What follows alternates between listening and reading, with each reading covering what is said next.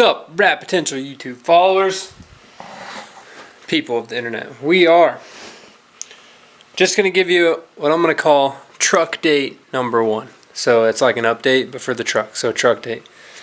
So it is currently, the night before you're seeing this video, and I'm going to tell you what we got going on with this truck and some other stuff and some Holley stuff.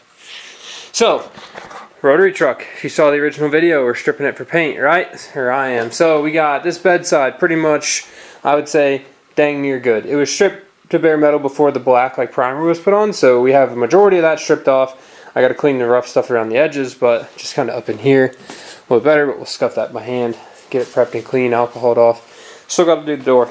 This door done, that fender done, roof completely done up to this. I'm going to try to pull the glass out at some point, but we'll have to get that out. Hood, I've been working on pulling primer off this hood. You might be able to see the change in color, but let me tell you, this thing has got some primer in it.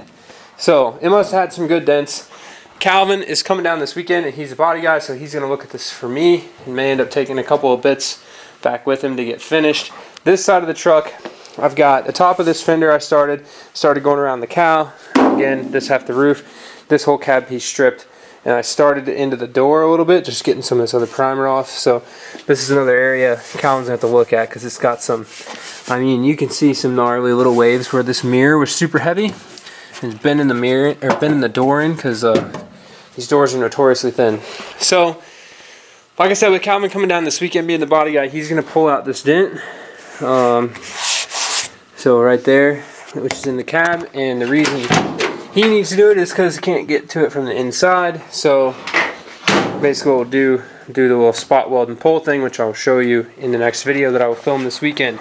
So the reason that, like progress, major strap stuff hasn't been going on this week, 1, it's been a little cold, but that's not the real excuse. 2, I work a full-time job in addition to doing this, and I had some busy nights at work this week. So it has been a little bit rough, getting stuff done and whatever. And also physical fitness. Went rock climbing on Tuesday night, which was cool. So I appreciate everybody who watched the Weber video. Just a quick update on that one. So here sits this. You've seen the Weber obviously before. And this is the Bridgeport 12A it's going on. So it's already cleaned and painted. I did that this past weekend. Got that all fresh in addition to sanding on the truck. So it's got a nice layer of dust on it, but no big deal.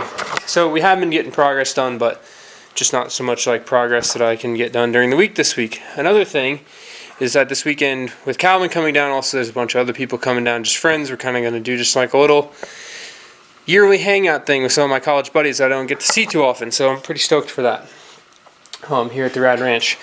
The other part that I wanted to show you, so those of you who also saw the Holley video, whenever I showed you that carburetor kind of all torn apart, so this is the same carburetor. So this has been through a simple green ultrasonic cleaner bath basically. So trying to get a lot of the junk off of it, get some hot water rolling through it, see what's kind of going on. I do think it could definitely be cleaner, so I'm going to go through and clean this up with the wire wheel and Scotch-Brite, just to kind of, you can see, you go over it a little bit, makes it look nice and shiny, and get it looking fresh, because basically this carburetor, I stripped the whole thing down. The top cap doesn't match anymore, but when I had this one all apart, I cleaned every last inch of it with wire wheel, toothbrush, brake cleaner, the whole deal. And you can see that the manifold, the carburetor just looks so nice. And if you go way back, I guess I say way back, but if you go back to the beginning of the channel, last winter, whenever I had the half bridge running on my in the mouse, that carburetor looked mint. So hop back to that. But this is the carburetor that we tore apart. So things just kind of tips for cleaning, we'll say, things you should clean and shouldn't clean.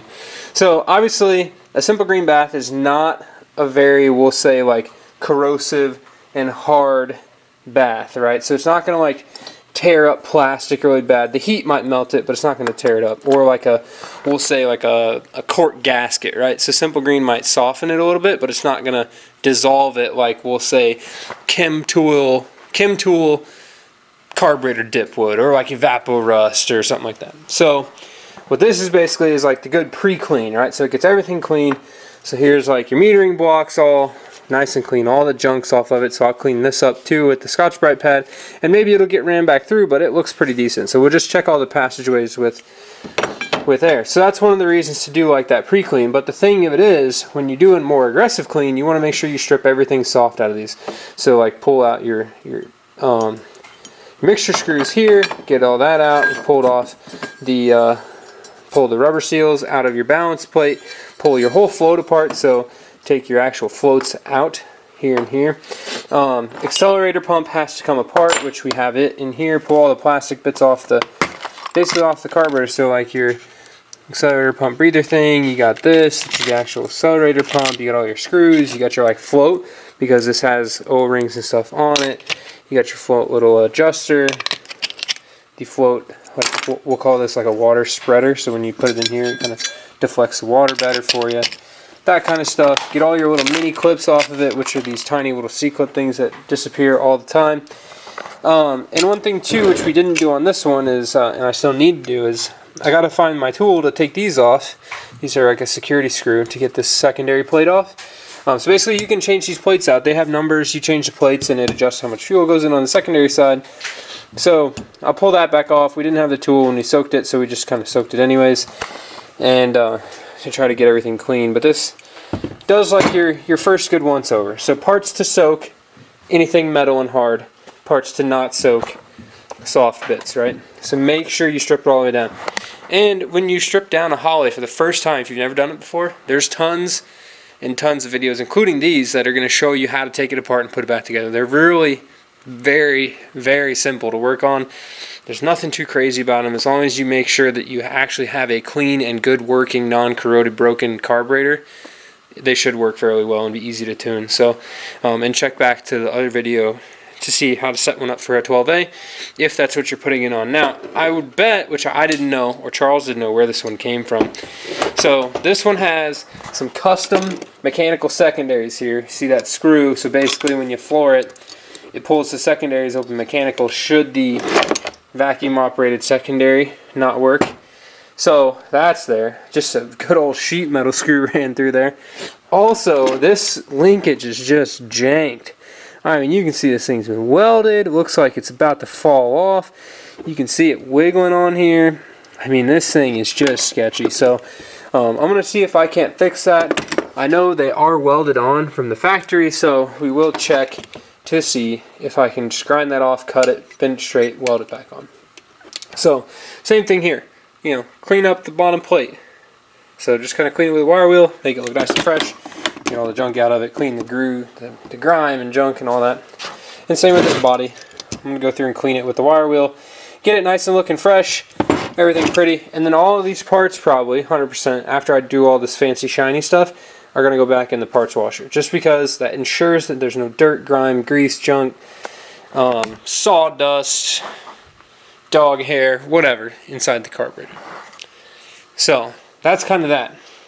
What else is there? Yeah, I mean, I really think that's just about it. That's all that's gone on this week. I'm trying to make myself keep up with doing 2 videos a week, whether or not they're simple update videos like this or me actually doing something. It just makes me, or keeps me accountable for staying on track with builds here, as well as giving you guys stuff to watch and know what's going on. So there's a lot of times where I may only work for a half hour here or a half hour there, and you might think that a half hour of work, well, you can make a 10-minute video. Well, it's hard to like do enough in a half hour to have a video about, let's say, sanding the truck. Like, I could have made a video of me sitting here just DA sander all day.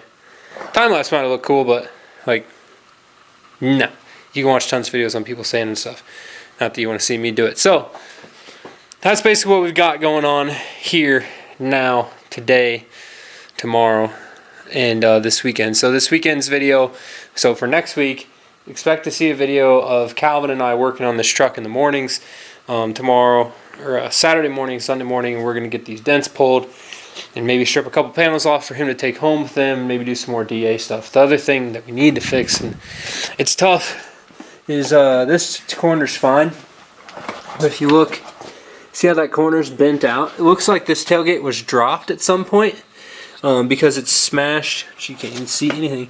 So it's the sheet, I guess the skin of the tailgate is smashed in from the outside. So there's no way to actually do that when it's on the truck unless you got rear-ended here and this tailgate got taken off. But for some reason I doubt that. And again, this truck is not the same pieces from the original truck. So the bed's from one truck, the tailgate's from another, fender's from another, doors from another. I mean, it's just all the good parts put together. But that's one thing that Calvin's going to have to do some massaging on to get it working good. So with that, as usual, thank you very much for watching and for tuning in to what goes on here in Southern Tennessee, Middle Tennessee. And I hope that you enjoy, you know, the rotary stuff. I try to just keep it cool, keep it real, keep what's going on. So, and especially keep it rad. So, thanks for watching. See you next time.